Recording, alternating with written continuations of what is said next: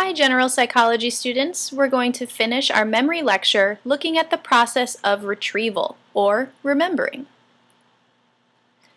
There are two types of retrieval that we do. The first is recall, and this is when you retrieve information that you learned earlier without any cues. So you need to search through all of your memories for possible correct answers, and then decide which one is the memory you're looking for. And examples of recall that you probably encounter are things like fill-in-the-blank tests or essay tests. And this is when you have no indication of what might be the right answer. You have to sort through your memory system for the correct answers. In recognition retrieval, this is more like a multiple choice test. So in these cases, you see possible correct memories and you have to select from those possibilities. So in recall, it's really a two-step process. You generate the possibilities and then decide which memory to retrieve.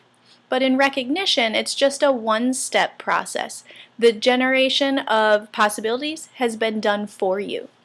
Most students say that they think recognition type tests are a little bit easier, and it's probably because it is just that one-step process. Now, when we talked about encoding, we discussed those influences on encoding.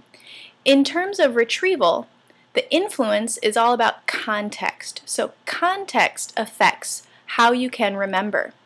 And the gist here is that if you match contexts, you remember better. So if the way that you learned matches the way you're remembering, you are more likely to correctly remember.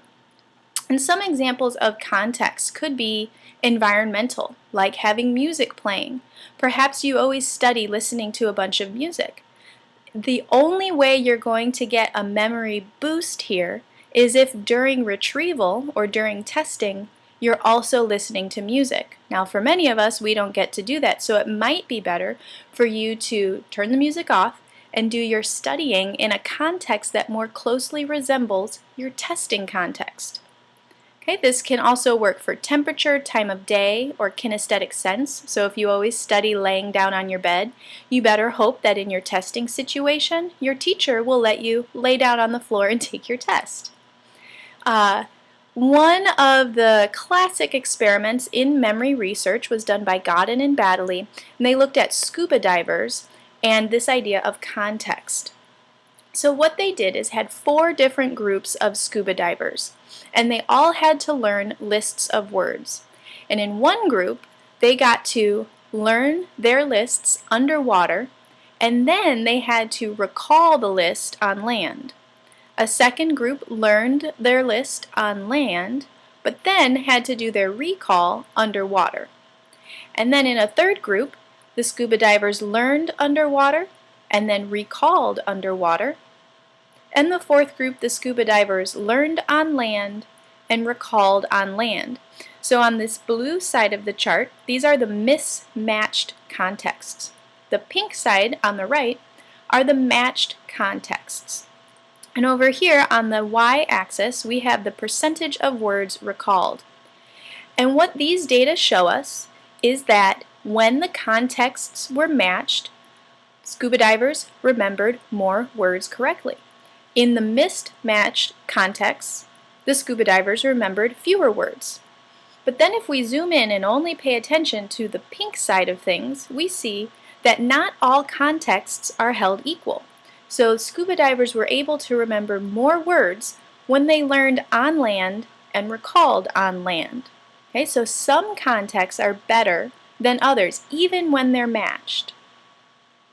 Now most of us aren't going to be learning things underwater or on land.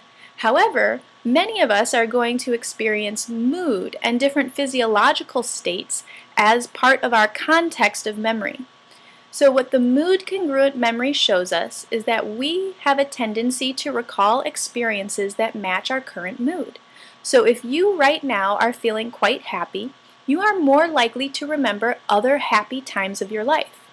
However, if perhaps you're in a difficult period and you're feeling more depressed, then you might be able to remember other difficult and depressing times of your life. And this gives us a clue into how we can become very narrow focused in our outlook.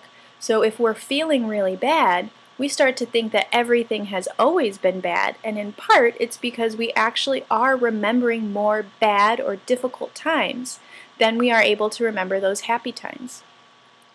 Now in state-dependent memory, context is still the key. When we're in one physiological state and we learn something, we will be better able to remember that when we're in that same state. And an example is getting drunk.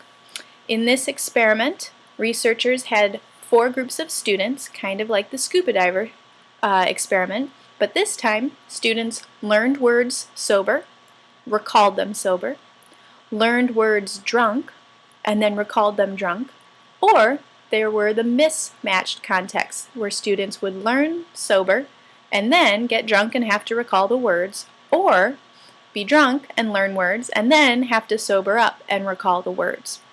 And just as in the scuba diver experiment, the matched contexts lead to better retrieval. So when students learn sober and recall sober, that's better than mismatched. So is being drunk while learning and recalling drunk. However, you always have to remember that not all contexts are held equal. So the sober, still the best way to learn information and then retrieve it. So looking back at retrieval, we know we've got recall and recognition processes, and the main idea with retrieval is about context. You want to match the context of learning with the context of retrieval or with testing for your best results.